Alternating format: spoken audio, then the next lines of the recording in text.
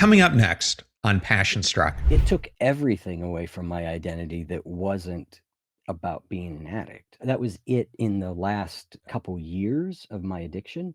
That was all I was and all I lived to do. And it consumed every waking moment of my life. How am I going to get the next fix? That's it. That was all there was. It took every part of my identity away, any part of me that was anything different. And ultimately, I think the thing about addiction that really becomes the thing is this belief that I can't do anything else. I'm never going to do anything useful or important or interesting because this thing owns all of me. Welcome to Passion Struck. Hi, I'm your host, John R. Miles, and on the show, we decipher the secrets, tips, and guidance of the world's most inspiring people and turn their wisdom into practical advice for you and those around you. Our mission is to help you unlock the power of intentionality so that you can become the best version of yourself. If you're new to the show, I offer advice and answer listener questions on Fridays. We have long-form interviews the rest of the week with guests ranging from astronauts to authors, CEOs, creators, innovators, scientists, military leaders, visionaries, and athletes. Now, let's go out there and become Passion Struck.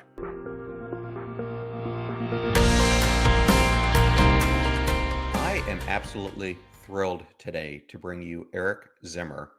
Welcome, Eric. Thanks, John. I'm glad to be here.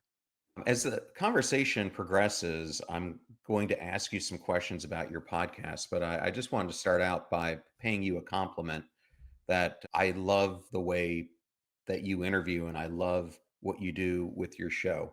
So thank you for bringing it to the world. Oh, thank you, John. That's very kind. Eric, my show centers on this idea that everyone matters and that we can rebuild our lives intentionally. To begin with, I'd love to hear, what does the idea of mattering mean to you personally? That's a really good question.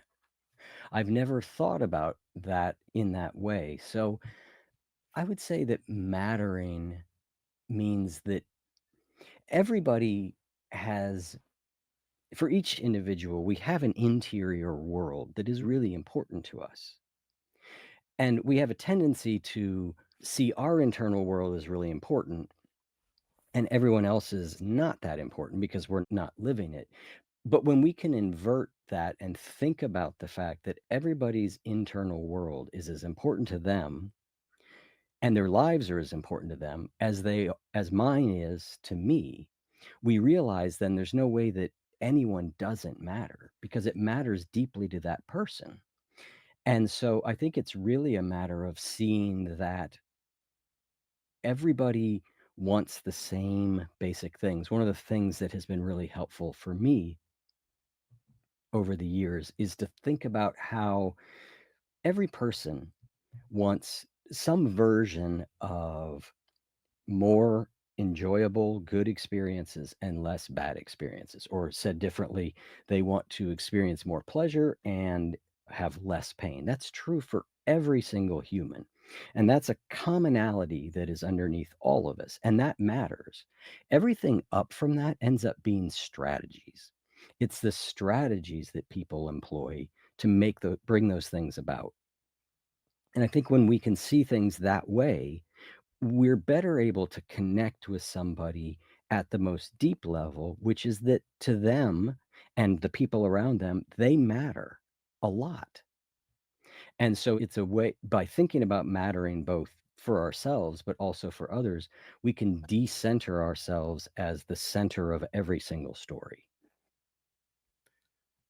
Well, Eric, that was really profound. And you were one of the first people I've ever had on the podcast who gets my vision of mattering. So I love that you brought our sense of self mattering and its impact on helping others feel they matter and the reciprocal nature that it has. So what a profound way of describing it. Couldn't have said it better myself.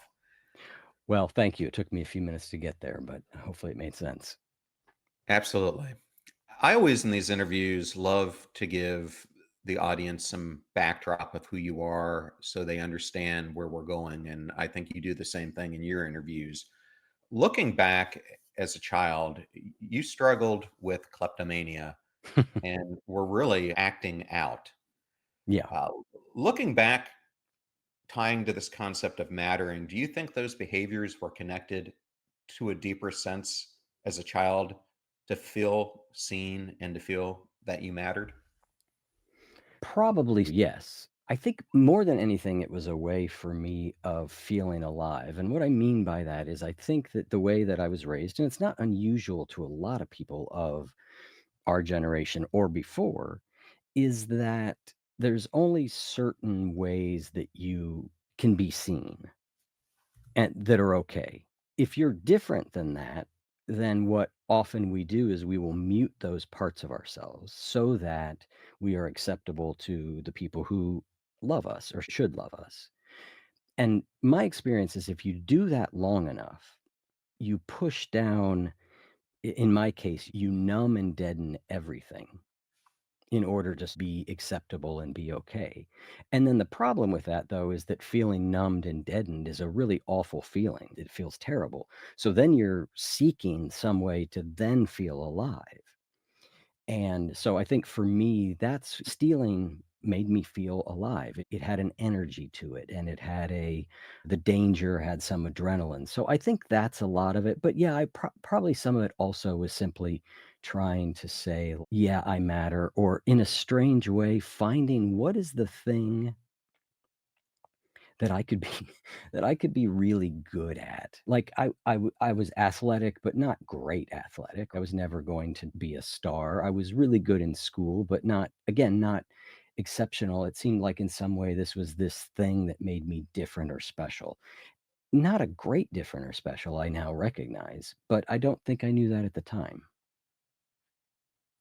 Okay. And I think we all have these upbringings that shape who we are today. And my parents, when I look back, were extremely different in their styles. My father really grew up with a father who was an alcoholic and who was removed. And so he tended to more lash out in anger. And my mom was more perfectionist, to say. And in your case, you had two parents who had differing manifestations of depression, your father's anger and your mom's withdrawal, if my research is correct. How, You've done good research. I'm impressed. how did they impact your emotional development and your coping mechanisms? We know from a whole lot of study and experience at this point that our early years shape a lot of who we are, both in our personality development, but also just in how our brains are actually formed and wired. So it's really important. And I always find this an interesting topic because, on one hand, there's a lot of studies that really show if you've had difficult early experiences, you may have a difficult later life. And I think that's helpful to know so that we understand who we are and maybe why we are some of the ways we are. But ultimately, that is not a very empowering mindset either. And so it's how do I hold both those things? I had these early experiences that shaped me, caused me to be the way I am in certain ways, and are still acting upon me. And I have some degree of agency to be different. So I think that wasn't an answer to your question. I was setting up the answer. I think it certainly shaped me in lots of ways. I have my theories of in what ways it shaped me, and they align with the current psychological theories of what would be.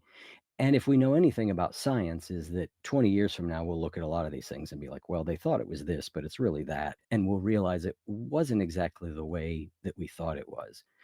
But I think in general, what I got from both of my parents was a stay unseen. Don't be upset. Don't ask for too much. Don't make any sort of mistake. My dad's anger was I would try and do something, and if I didn't do it well, he would get angry, whether that was we're throwing the baseball together or playing golf, or he's trying to teach me how to hammer in a nail, whatever it is. And I think for my dad, he was just trying to make me better, right? And I don't think he knew really how to relate. So I got that from my dad, which was like, don't make any mistake, be very careful. Don't, and still to this day, if I do anything wrong, I'm looking around me like, who's going to be mad for really silly things. And then from my mom, I think I spent my whole life up until my early 20s being focused on not being my dad, because my dad was very, his depression came out as irritability and anger, and it was way out there. It was very obvious. It was easy to see. What I didn't see was the other iceberg I didn't want to hit, which was my mother. And my mother's was much more just a very pessimistic way of looking at things. Her depression took the shape of deep withdrawal from the world. I have one memory of my mom before about 18, and it's her sitting at the table playing solitaire for hours. That gives you a sense. So I think the ways that shaped me are, don't make a mistake, don't have needs that are going to be difficult for somebody to meet because then they're not going to like you. And then just this withdrawing nature of that, my depression. And my depression, when it shows up, it actually gets both those. I get the irritation and I get the sort of deadening. Yeah, thank you for being vulnerable and going into that. It sounds like your parents' struggles added such a layer of complexity to your upbringing and really impacted your sense of self and your ability to be seen and navigate your life as a young person. So I think that backdrop really builds on where I want to go next. And I've heard you mention in other conversations listening to you that addiction doesn't always stem from when dealing with trauma, but can result from chronic stress or a sense of, as we've been just talking about, disconnection. Mhm. What do you think contributed most to your own path toward addiction? This is again where I think we're speculating, right? Addiction is a very complicated thing. Why is anybody addicted? We know some things. We know, for example, as you said, that trauma or adverse childhood experiences make you way more likely to become an addict, right? That's just, it's a pretty well documented fact. But we know lots of people who had terrible childhood experiences, far worse than I ever had, and did not become addicts. Right? And we know lots of people who seem to have had a pretty good childhood and end up being an addict. So it's really multifactorial in the different things that causes it. So when I say why I think I became an addict, I'm stating a working hypothesis because we just don't know for sure. But I do think for me, it comes back to that sense of feeling alive. When I first really started getting into drugs and alcohol, some of it was probably pain escape, but a lot of it was that the world came alive for me in a way that it wasn't normally. There's an old movie called Days of Wine and Roses, and it's about an alcoholic couple. And the husband gets sober, and at one point he's trying to get his wife sober, and she's not. And he's talking to her about it. And she says something along the lines of, life is normally in black and white for me, but when I drink, all the colors come on. And that's for me the best description of what the early journey into addiction was. It turned all the colors on.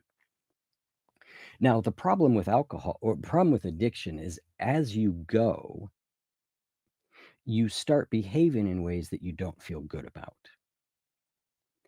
which then means that the only way you know how to deal with an uncomfortable emotion is to drink or get high.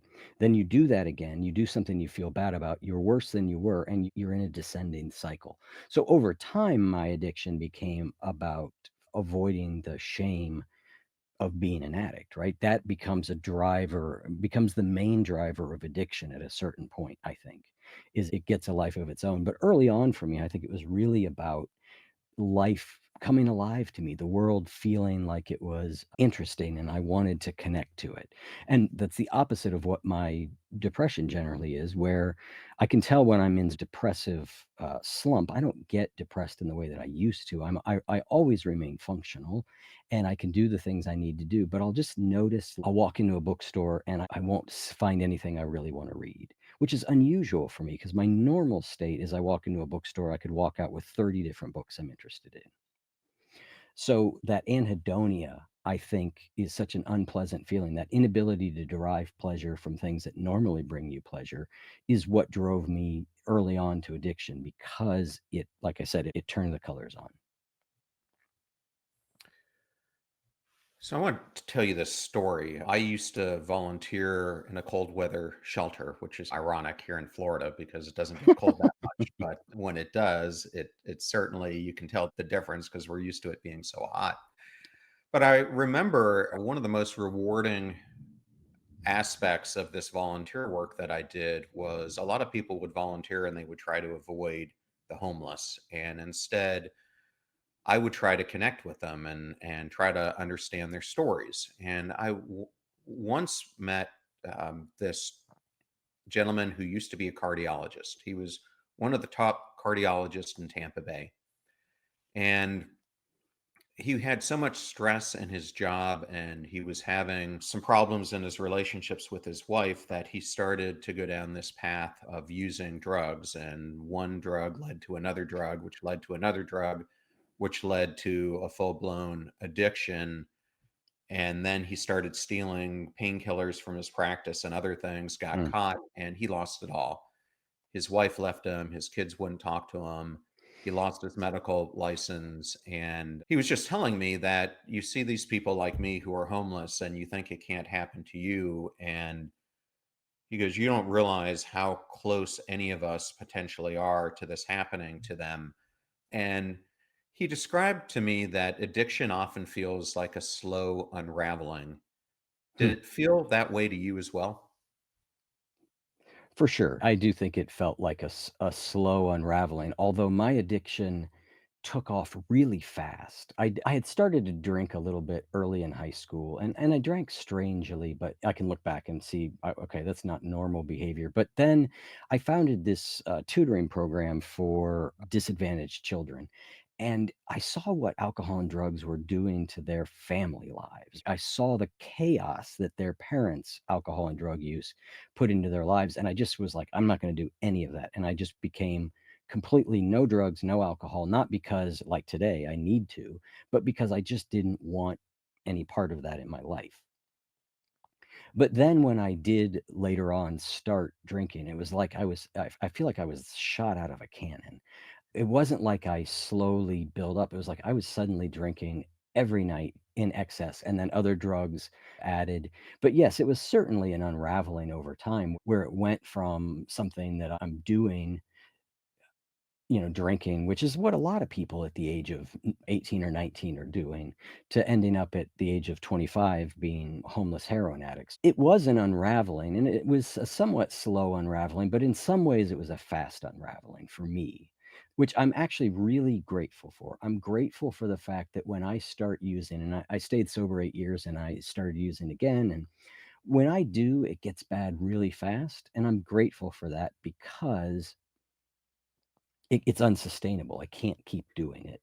And I know a lot of people who are stuck sort of what I would call in the middle, which is that their drug and alcohol use isn't causing their life to burn to the ground, but it's also not a net positive either in their ability to move their life forward. It's not bad enough to do anything about, really, or it doesn't seem to them that it's bad enough to do anything about, but it's also a real limiter on their growth and ultimately their happiness. And they stay stuck in that space. And I've seen people stay stuck in there for a long time. So I'm grateful that my unraveling ultimately is a little faster than the average. I can completely understand what you were just talking about because I think that's what happened to me in my own life. I have been sober now for about, I don't know, going on 18 months. And Oh, congratulations.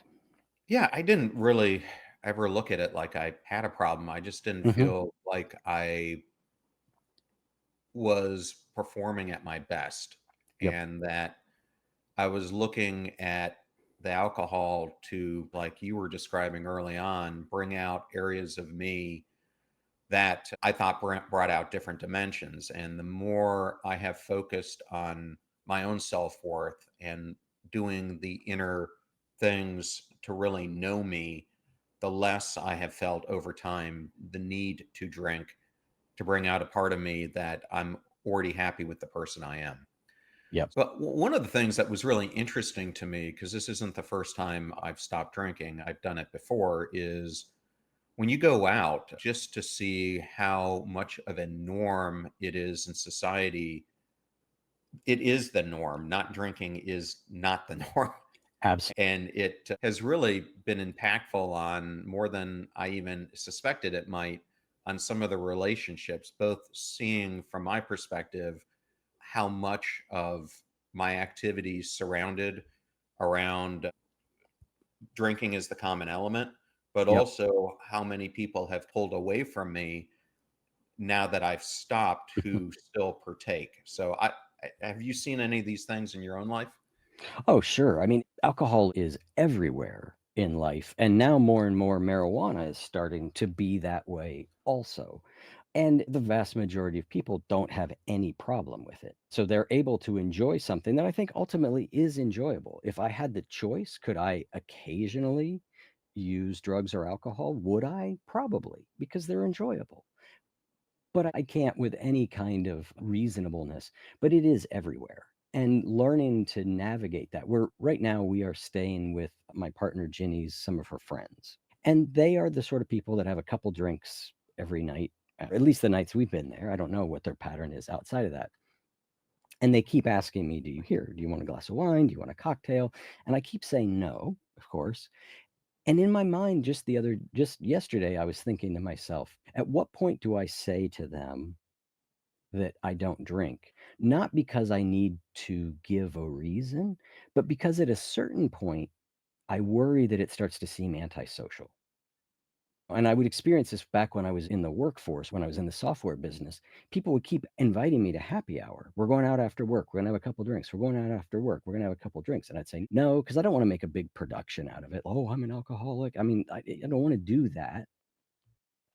And yet, at a certain point, I found with people, if I liked them, I had to say, hey, here's why I'm not going out with you afterwards. It's not because I don't want to spend time with you or not because I don't like you guys, because I do.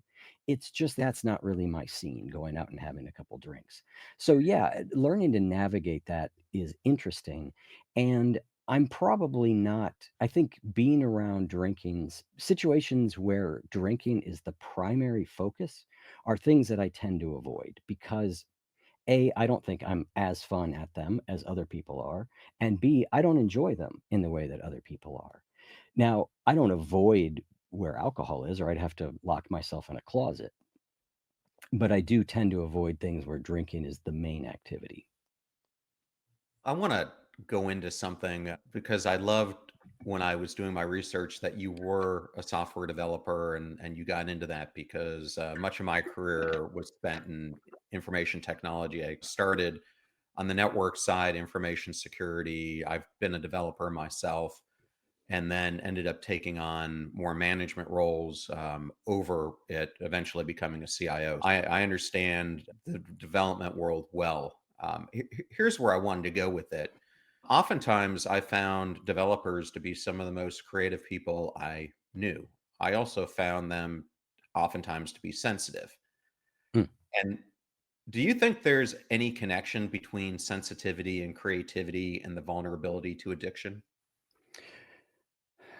So first, I'll say I'm not a software developer. I was just around software development for my whole career, software startup companies, then leading large software products, and then being product manager. So I was everywhere around development. So to clarify that, the second part of the question, though, about sensitivity and creativity and vulnerability to addiction, I think the answer seems to be yes. I wish the answer was no. I wish that there was no linkage there, but there does seem to be. And so I think that people who are more sensitive are likely to be more creative. And I think being more sensitive means you might be more likely to succumb to drugs and alcohol. And then there's the fact that the scene, particularly when you're young, the scene around creativity has alcohol and drugs often baked into it. My thing was rock music, right? And of course, I mean, sex, drugs, and rock and roll, right? It's all embedded into one package. But I think you see that with writers. I know a number of fiction writers who've done very well, had New York Times bestsellers, and they talk about, and a couple of them have gotten sober, and they've talked about how hard it is to disentangle that notion of the creative writer who's also a drunk, right? Hemingway sort of set the archetype for this among modern writers. So I think it's a combination of, yes, those personality traits make you a little bit more likely, and I also think that the creativity world, even more than a lot of parts of the world, do have there's a romanticization of substances that can be very problematic. And then I'll just end that by saying my experience is also you can be creative. If you're somebody who's felt like your creativity is comes from drugs and alcohol, you can be creative without them. It's a transition. My experience is it's a transition and the way of creativity changes a little bit, right? I think I got more ideas when I was still like drinking or smoking marijuana. I think more ideas just came out of me. But so many of them were terrible. They were they were terrible ideas, right? And so now it's a little bit different. And then I think there's also something about the prolificness of young artists compared to older artists, particularly in the music and writing space. I mean, you have to go back and wonder, would the Beatles have ever become the Beatles, or the Rolling Stones ever become the Rolling Stones, or Guns N' Roses, Yep. or Metallica? I mean, there's so many of them Mhm. Yep. where drugs played an overwhelming portion of their exploration and what they produced. David Yep. Bowie, others. You could go on and on. Right. Yeah, absolutely. It does seem to be baked in there. But I think that for people who I think we could argue with a lot of bands, a lot of those people. There's the flip side. There's the Kurt Cobains, the Janis Joplins, there's the Jimi Hendrix. There's all the great artists that we lost because of their addiction. And what might they have gone on to do? What work could they have done? You look at someone like Bob Dylan, who doesn't seem to have battled those demons in the same way. The guy is still making great music in his 70s, or is he might even be 80. I don't know.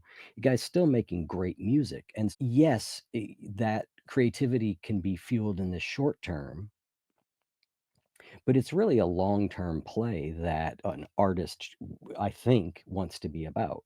I think I've heard you say something to this degree or write something about how the goal isn't to just be able to do this for today or tomorrow. The goal is how do I sustain this over the long term? And so in that way, I don't think drugs and alcohol are actually useful to creativity over the long term. I think you have to find a different fuel source. That may have been a fuel source early on for people, but ultimately, I think there needs to be a different fuel source if you're going to do it long term. Yes, and I just wanted to pick up on a couple things you said, because I know for me when I was younger, and I've always been a creative person. In fact, my mind sometimes would never shut down, and that's part of the reason I would drink, was to try to quiet it down because I couldn't sleep and do other Mm. things. And the other portion of me is I've always been an introvert. So in social settings, it helped give me the courage to speak Yes. out and be a different version of myself.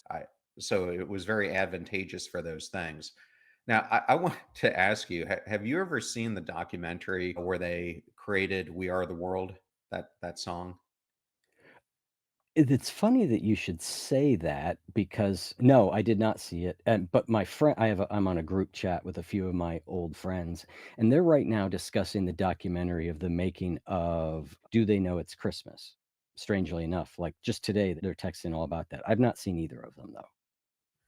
Well, it was really interesting, and I'm just going to talk about Bob Dylan for a second, because Bob Dylan ends up showing up to this, and you have Stevie Wonder there, and obviously Michael Jackson and Lionel Richie and everyone else. But out of all of them, Bob Dylan might have been the biggest name there. And yet, in this film, Stevie Wonder, them almost having to manage him because Stevie Wonder wanted to make the song his own, and Michael and Lionel had already written it when they invited him into it. Hmm.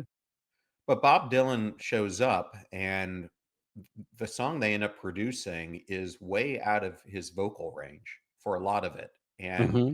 instead of asking them to do anything else or trying to sing parts that were out of his vocal range, you watch him on camera, and there are many elements where he's participating, but he just doesn't sing. Like, Hmm. he's encouraging the others, and it was very striking to me that he had so much understanding of himself and confidence that he knew his place. He wanted to be there to support it, but he didn't make it about him. And it was just an interesting thing that I thought I would share. Yeah, that's awesome. I think I would enjoy that. And I think when you get all those egos of that size together, it's got to be interesting. It's got to be a fascinating thing to watch. Well, and the whole filming of this happened after they went to an awards ceremony. So it's already happening from like midnight to 5 o'clock in the morning, and they keep bringing more and more alcohol and drugs and other things to it. So, yes, I could only Yep. imagine. So I want to go back to your journey, and I often talk about this concept of defining moments, and I think we all have defining moments who shape who we become. Was there a moment or realization for you that led you to finally seek help and begin your recovery journey? I think this is a really interesting question because I agree with you about defining moments. And I also know that I agree with you from I was preparing for to talk to you on my show. And I also know that you believe in that it's the small decisions we make over and over again that really shape who we are. And I'm at work on a book, and the book really starts off with what my defining if you're going to make a movie of my life about addiction, this would be the key moment, right? And I am 24, yeah, 24 or so. It's winter, and I get arrested for multiple felonies, and I lose the job that I'm in. The job that I was in had a van. I was sleeping in that van. I lost that. And I went to treatment because I was going to be really dope sick. I was a heroin addict. And I went to treatment because I just needed a couple days to have somebody help me detox a little bit while I figured out what the hell am I going where am I going to get the money to keep doing what I'm doing. And I went there, and at one point they did the intake and they sat me down and they said, "Look, you really need our 28-day treatment program." And I said, "I don't think so. I don't think that's a good idea." Now, why I would what I possibly thought was so important I had to leave for cracks me up today. But I went back to my room, and I had what we call in sobriety a moment of clarity. I had a moment where I realized if I don't do something different, if I go back out there, I'm either going to go to jail for a long time, right? I've already got potentially 50 years of jail sentences hanging over my head, and I'm going to go back and start stealing more again because it's the way I'm going to get drugs. So I'm either going to jail or I'm going to die. I weighed 105 pounds. I had hepatitis C. Like, I was dying. And I had that moment of clarity where I thought, okay, I'm going to go. And I went back and I said, okay, I will go to treatment. So that is the defining moment. If we were to film my life, it's a defining moment. What I think is interesting about it is, A, that moment wouldn't have meant anything if it weren't followed by thousands of tiny choices that actually allowed that moment to stand out there. And there were all sorts of other things that led to that moment. Me trying to going into a different detox for a couple days and that not working, and me trying Narcotics Anonymous and that not working, and me trying to move to another state so I don't buy drugs and that not really working. Like, all these other little things that we go through. So I think we can pull out defining moments, but I think that if we isolate them from what comes before and after, we miss part of the bigger picture, right? We miss part of the fact that those moments are created out of something, and they only stand out because of what comes next. I think that's a fabulous answer. And you ended up going into the 12-step program, which has a whole underlying philosophy of service. Yes. Um, my question around this is one of surrendering. How did surrendering, both to the process and more importantly, to the need for help, become a critical part of your recovery? This is a really interesting thing to talk about because the first step of a 12-step program is, like you said, we admit we are powerless over alcohol and our lives have become unmanageable. There are This seems to be an idea that works for certain people. And it seems to be an idea that for other people feels profoundly disempowering, unempowering, right? I'm powerless. For me, the surrender really became about, for that period of time, me saying, if I re engage in a battle with drugs and alcohol, as in I try to use them successfully, which is the obsession of every great alcoholic or drug addict, is that I will figure this out in such a way that I can continue to use or drink. That's our great obsession. We keep trying to figure that out. So surrendering to the idea that, like, that's not ever going to work. I'm never going to figure that out. If I climb into the ring with drugs or alcohol, I am going to lose. Surrendering to that idea, and then surrendering also to the idea that I have no idea how to live without drugs and alcohol. Because I've been trying in different ways for a long time to figure that puzzle out, and I've been completely unsuccessful. For me, the surrender was, I can't keep doing this. I'm going to lose. And I don't know how to do this. So I'm going to, for a period of time, listen to what people who seem to have figured this out think. Now, I think that what gets interesting is over time, people tend to, I think, take this powerlessness thing too far. They'll say, I'm powerless over people, places, and things. And on one level, yes, we are. We cannot make people do a certain thing, but we have influence, right? We have lots of influence. And so powerlessness is this interesting thing. And I think it's at the heart of one of what I think is the most interesting questions that show up in anybody's life over and over, which is the serenity prayer, right? I think we keep getting presented with, is this something that I should change, or is this something that I should accept? And knowing how to figure that out, I think, is really one of the biggest pieces of wisdom that any person can have. So I think that's a little bit of a mixed answer, in that the powerlessness was really helpful for me as a concept in the beginning.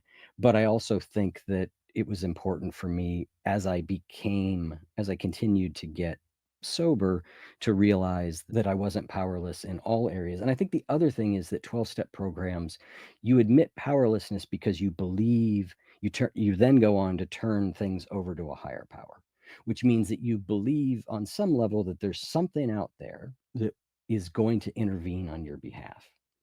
And that's not actually something that I believe in anymore. And so then that becomes interesting. If I'm admitting powerlessness, or I'm turning things over, who am I turning it over to, or what am I turning it over to? And we can pursue that further if you want. But I think that's the powerlessness doesn't make sense without that second piece, right? You wouldn't just admit powerlessness or surrender if you didn't believe that you were then bringing in some other power to help. And I think that is how we get over addiction, is we bring in different sources of strength, support, and help. That's the key, I think. If there was one thing I would say to anybody who's trying to get over an addiction, whether you go to 12-step programs, whether you do it on your own, whatever way you choose, and there's lots of ways to do it, I do think it's a matter of, what resources can I marshal that are going to help me to do this, because I can't do it on my own. So you gave me a great tee up for where I wanted to go anyhow. You were the host. I brought it up before, but I didn't give the name of the one you feed, which is based on a parable, and I'll let you describe it. But at a high level, I've heard you mention that feeding the good wolf was a key part of your journey. What were some of the practical ways you had to begin to starve the bad wolf? Yeah, the parable is, I'll just give it to people if they don't know. Most people probably have heard it in some form at this point. It's the basic idea that we have two wolves inside of us. They're always at battle. One is a good wolf, things like that represents things like kindness and bravery and love, and the other is a bad wolf, which represents things like greed and hatred and fear. And, which one of those wolves is going to win? And the answer is the one that you feed. And so one of the things I like about that parable is it doesn't actually say that I have to starve the bad wolf. I like it because it points to that there are positive choices that I can make. And my experience is, starving if you have a negative behavior of some sort that you want to do away with, whether it's a full blown addiction or something relatively minor, if you just try and stop that behavior without thinking about what's going to replace it, or how are you going to meet the need that behavior was filling in your life, you're probably not going to be very successful, or you're going to be successful, but it's going to be a painful kind of successful, right? I always wish I could do that, but I can't, which leads to feeling deprived and not being very happy. So in all cases, it's about what is the good part of me that I can feed? What are the positive parts of me that I can feed? And so early on for me, that I heard that parable the first time somewhere in Columbus, Ohio, in the winter of 1995, and I heard it, and it just made all the sense in the world to me, right? I was like, oh yeah, clearly there's this bad wolf that is devouring everything, and I keep feeding it. And the good news about 12-step programs for me and the place that I was, they gave me very specific instructions. Do these things, and we think you'll make it. So I knew what feeding the good wolf looked like, at least then. That I had this sense of, okay, these are the things that I can do that are positive. And if I put my energy and effort into doing those things, people who I trust and seem to have gotten over what I've gotten over tell me that I've got a good chance of making it. How do I just do those things? There's a simplicity often to early recovery that I miss sometimes, because it was really very simple for me. It was like, keep going to meetings, call your sponsor, pray, read this book, do this thing. And it was very simple. Life is, as you go on in life, and your life in general is more complex than that. It's not, okay, here's the three things I need to do, and then everything is taken care of. Our lives tend to be more complex than that. I miss some of that early simplicity and knowing exactly what things to do. But I also think that in our day-to-day lives, we also know some of the things that lead to us being happier and healthier and better people. And so the parable ultimately is about the fact that we have a choice, right? We have a choice about where we're going to put our energy, and that choice matters. Back to your earlier thing about matter. Absolutely does. And I just wanted to bring in the story of someone I mentioned from time to time on the podcast. Not sure if you ever interviewed him, but his name is Nate Dukes. And No, the name sounds familiar though, but I don't think I've ever interviewed him, and I don't know his story. I interviewed him early on in this podcast, and Nate has a similar, in some way, story to you. He ends up going from college to a startup. Things are going well. He has more money than he's ever had in his life, and he starts partying. And that partying leads to more partying and more drug addictions and everything else. And he ends up at the height of all this success that he has, thinking it's a good idea to steal a car and driving it across many states. And he ends up falling asleep at the wheel, gets awakened by police 2 or 3 states over. He's also from Ohio, and he ends up going to jail. And after his time in jail, everyone keeps telling him, you can't change. And I remember in our conversation is you said the great thing about hitting rock bottom is that you get to build your life back brick by brick, and you get to do it in an intentional way. And you were just talking about some of the things around the 12 steps that are part of their formula. But as you began to rebuild your life, what were some of the first intentional changes you made, even if they seemed really small at the time? Well, I think it's helpful to give a little bit more context about where I was and what I was doing. So I went into this 30-day treatment program, which extended to 45 days for me. And then I was out for a little bit. And then I made a decision to go into a 6-month halfway house. So my life, I had nothing to do during that most of that window except focus on getting sober. So I had hit rock bottom, right? And I had nothing. I could rebuild life completely. In the beginning, all that rebuilding was laying the foundation for a way to remain sober. That was all that I focused on. And I had the luxury to do that time. I mentioned that I got sober for 8 years and I went back and drink, and maybe we'll talk about that too. But at that time, all I had to do was lay the foundation for my sobriety. Then once I got out, then I started having to do the things that everybody generally has to do, which is I have to figure out a way to make a living, and I have to figure out a way to feed myself. And I mean, all these things that I just hadn't really had to do that much before, which is a real, I was given a real gift to be able to do that. I suppose, again, to your friend's point, when you tear everything down, there is certain freedom in where you choose to go. I think then it became about what are the things that, and they're very similar things now, 16, no, I guess that was 25 years ago. 25 years ago, there's similar things, right? Which was, what things do I need to do that take care of my inner world, right? Basically, my thoughts and my emotions. How am I tending to those things? Then how am I tending to my physical needs? Both eat for me, that comes down to eating well, sleeping, and exercising. And for somebody, I found that getting those things reasonably on point makes the biggest difference in my mental health, right? So they're all related. And then what things do I need to do to build a career or a way of making a living in the world? What's my contribution going to look like? And I think for all of us, we're trying to figure those things out. And then there's always relationships also. I'm not sure that's a really good answer, but Well, I have a follow-up yeah, because it yeah. it created this thought in my head. What did addiction take away from your sense of identity, and how did you begin to reclaim it? Oh, I mean, it took everything away from my identity that wasn't about being an addict. I mean, that was it in the last couple years of my addiction. That was all I was and all I lived to do, and it consumed every waking moment of my life. How am I going to get the next fix? That's it. That was all there was. And so that's not a I would try and read books like The Basketball Diaries by Jim Carroll or Junkie by William Burroughs to try and make being an addict something romantic. But underneath all that, it doesn't feel that way, right?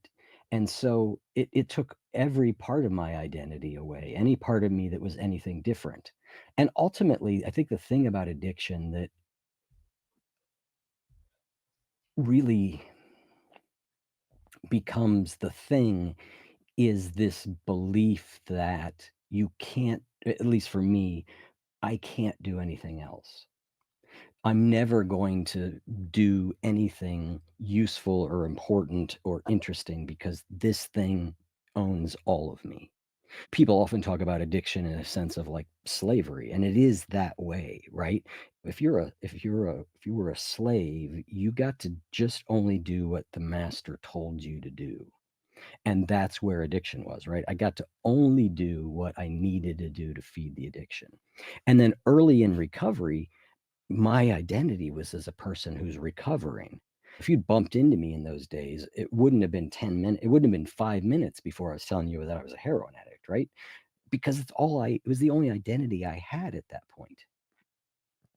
Over time, as I began to, yes, I'm a recovering alcoholic and addict, but I do this kind of work and I'm in a band doing this and I like to read this. And my identity started to become more multifaceted and I began to be more of a person and so my identity then began to reflect it. But I would say the short answer is that it took every identity I had except just being an addict, which ultimately means I'm going to die or I'm stuck here, which is a terrible feeling.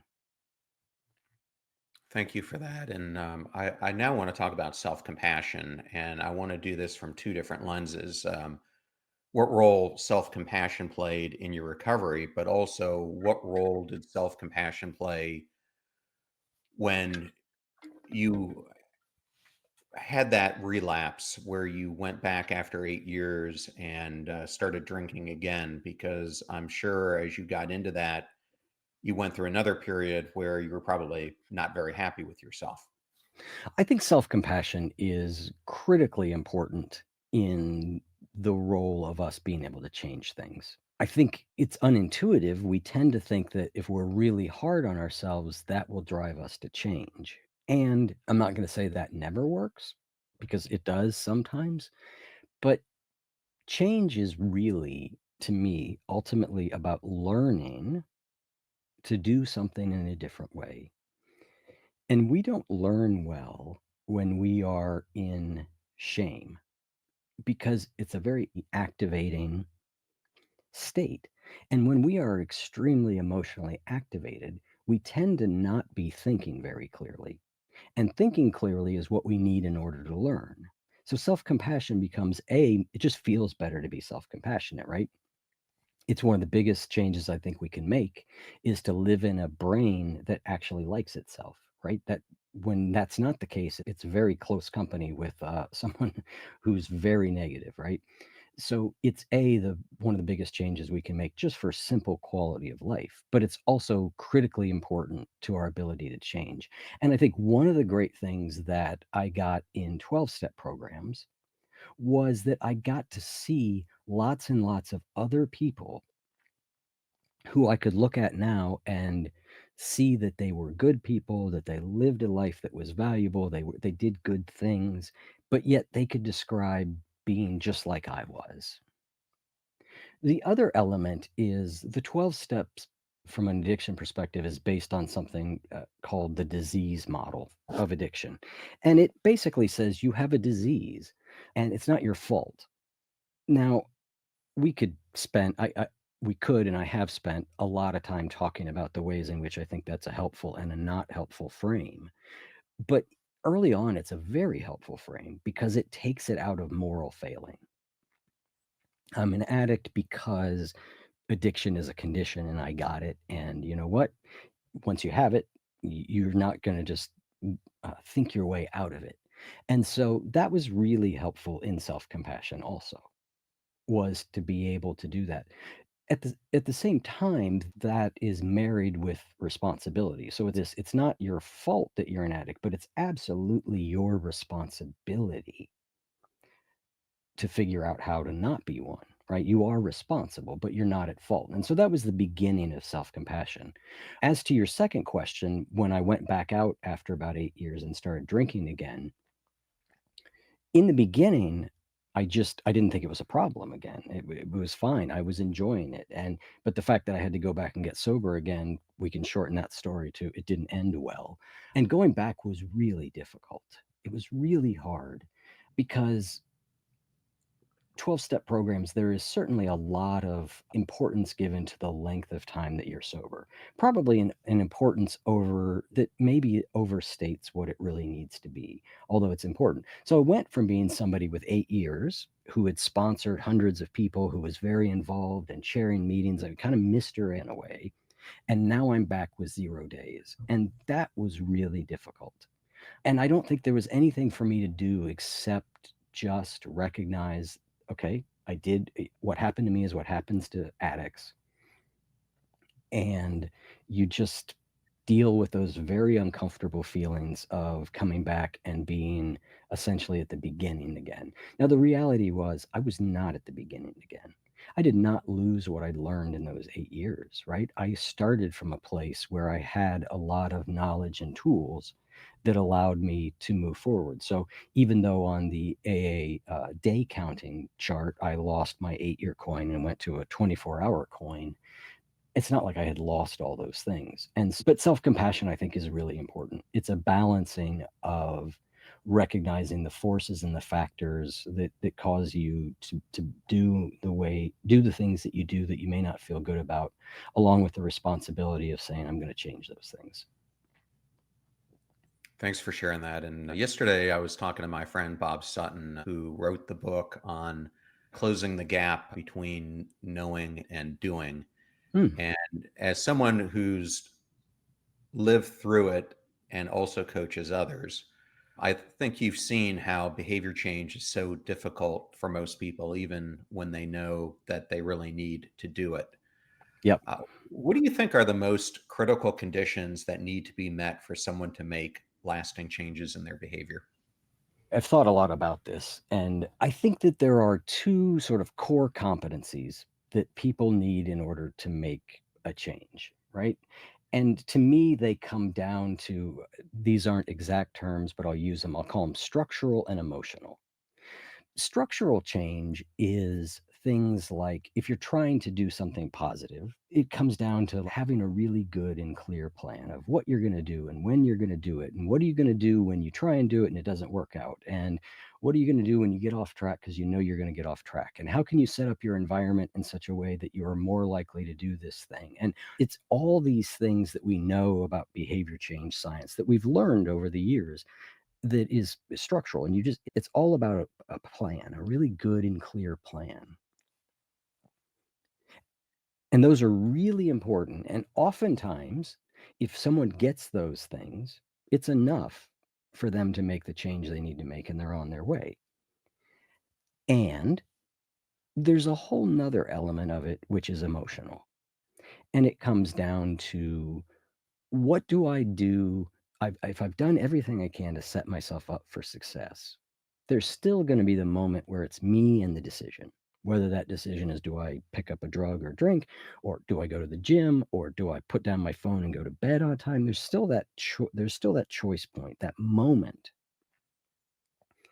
And so I think that's the second piece is to learn what's going on inside of me at that choice point when I make the wrong choice. What was I thinking and what was I feeling? And then thinking, okay, what could I try and say to myself or do differently at that moment that's going to get me to go the other direction? And so if you only do that second half, I think you're going to lose again and again because you're relying on self-control, which is a limited resource. If you gathered 30 of the leading behavior change scientists in the world in a room and asked them to agree on one thing, I think the thing they would agree on is that the extent that you rely on self control is problematic because it just isn't a really robust thing. You have to have it, but what you want to do is make sure that you need it as little as possible. But you still need to know in that moment, how can I ultimately choose the thing that I want to choose? It reminds me, speaking of behavior scientists, of this concept from behavior science called choice bracketing. I'm not sure if you're familiar with it or not, but it's really about a way of thinking about decisions that involves considering, do you evaluate your choices separate or together? And most of us practice narrow bracketing where we're thinking too much about just an individual decision, where broad bracketing really, you take a step above it and you look at the Yep. consequences of a series of choices together. Yeah. Um, Yep. We used to in 12-step programs call that playing the tape all the way through, right? You're focused on how the chocolate chip cookie is going to taste right now, or you're focused on how good it would feel to be drunk right now, or whatever. But you got to keep going. Okay, well, what's after that? And then what's after that? And I think also, like you said, I think it's really important that we consider choices and decisions in a broad concept, in the whole context of our lives. I see this a lot with people who are constantly on the self-improvement loop. And what I mean is they listen to podcasts like yours or mine, and somebody comes on and says, "You really should be doing X." And they go, "Oh God, okay, great. I need to do X. That sounds good." Right? But X now has added to a list of X, Y, Z, Q, T, S, and B that they're trying to do. And if you look at that thing individually, you might go, "Yes, that's a good thing to do." But when you look at your life as a whole, when you look at it, you go, wait, there's no way that I'm going to do all these things. I have, let's say I'm a busy professional with children and my parents are aging and I have to take care of them. And I've managed to carve out 30 minutes in the morning for myself to take care of myself. That's an accomplishment. But they don't, and they then use that 30 minutes to exercise, say, for example. That's great. But a lot of those same people are going to be feeling bad about themselves over and over again because they're not also meditating and they're not also journaling and they're not also right. When you look at things in the whole context, you go, well, I can't do all those things. I oftentimes, when I coached people, one of the things I thought was the biggest victory was the number of things the number of things we arrived at that they weren't going to do, which might feel defeatist, but it's not, because there's no point in feeling bad about the fact that you don't have time to meditate every day If you don't have time to meditate every day, you're better off just going, okay, I'm not going to do that. I'm not going to feel bad about not doing it. And it's the same thing with people who find themselves in a situation of saying yes to too many things, because we evaluate it based on the thing. Somebody comes to me and says, Eric, would you like to go to Oklahoma City and talk to a group of legislatures about opium policy? Yes, absolutely. I want to do that. 100% I want to do that. The problem is I need a little bit more information. Well, when is that going to be? Yeah. And right, because now, so I need to not just consider whether I want to do it. I need to consider how does it fit into the whole context. And so that's that. I think what you're saying in general with choice bracketing, right? It's a bigger view of what's happening. How does this thing fit into the big context of who I want to be?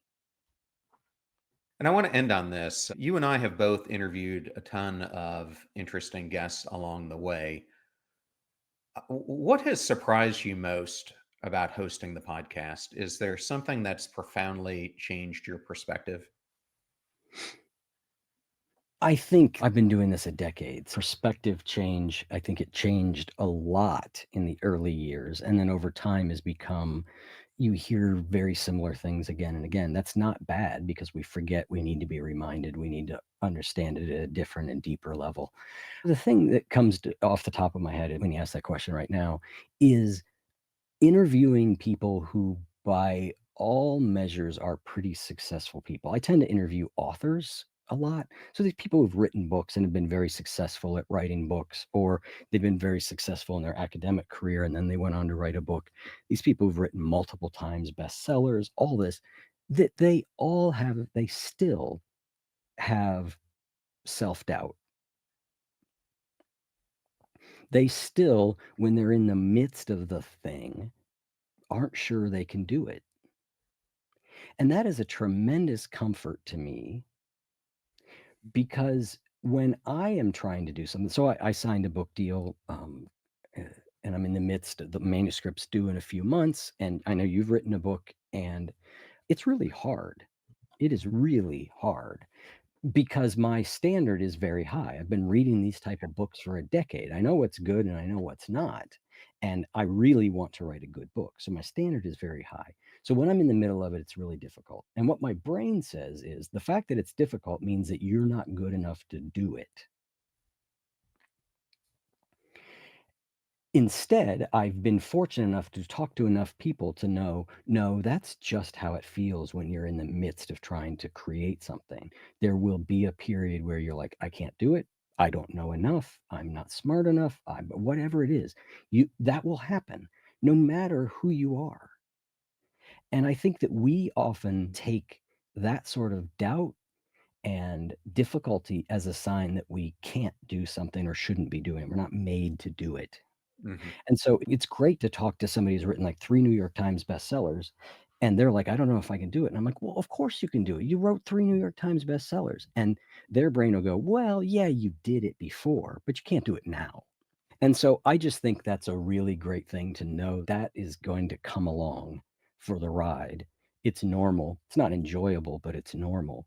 And that for everybody, no matter how they might look like they are succeeding or doing well, their life can feel hard to them. It's back to where we very started, right? Everybody's internal world is full of the things that they're worried about and concerned about and the doubts that they have. And along with lots of all kinds of great stuff in there too. But that remains, in my experience, in nearly everybody I've ever had who's been open enough to share that. Yeah, I was talking to Dan Pink one time, and he said the same thing. He said, "I am only as good as my latest book," Yep. which you think about his legacy. It's a pretty powerful statement. Yes, exactly. You and I are convinced Dan Pink can write a great book, right? But Dan, when he's in the hard part of it, is not. And that's good to know. Yeah, well, you look at some people who are very prolific writers and they pump out tons of product, and then you look at someone like Susan Cain, who comes up with books very seldomly, but when they do, they're masterpieces, and it's because knowing her, she pours so much into it to make sure she's getting to that quality level that she believes it needs to be at. Right, and she's allowing time for things to germinate and come about. There's another writer, Oliver Berkman, who's written a couple of really good books recently about the finiteness of life and how that affects time management and productivity. I was fortunate enough to interview Oliver. He was like our second guest ever, like a decade ago. And he had written a book called The Antidote: Happiness for People Who Hate Positive Thinking. And I think he was a column, yeah, I know, best title ever. He was a columnist for, I think, The Guardian. Anyway, I got to know him a little bit and we met in New York and became friends a little bit. And I was able to see this period for him where he had done that thing and he had not yet done this thing, right? This next book. I can't remember the title of it. His latest one is called Meditations for Mortals, but I don't remember what the one right before it was. But there was this long period in between there. And I think that for anybody, when there's that long period, you doubt whether you've got it, you've got something, right? And and then Oliver takes this amount of time where these ideas are germinating and he doesn't quite have it. And then the book comes out and I think it is a masterpiece. And it's because I think he was willing to be in that uncomfortable space in between. And I think Susan has that ability also. Well, I'll have to check out your episode with them because I've got Oliver coming up for an interview in the next Oh, couple weeks. I So think you'll find 3 or 4 episodes with yes, Oliver. I've had him on multiple times. I think he's brilliant. Funny guy too. Really nice. Yep. So tell him I say hello. I will. Eric, it's been really a profound honor to have you on the show. For those who want to learn more about you, where's the best place for them to go? You can find our podcast called The One You Feed in any of your podcast players, or you can go to oneyoufeed.net, ONEYOUFEED.net. You can get our newsletter. We send out weekly newsletters. I've got programs that I lead and teach, so you can find everything there. Eric, it was surely a pleasure. Thank you so much for doing this. Thank you, John. I really enjoyed it. And great preparation. Very good. Thank you. Very good.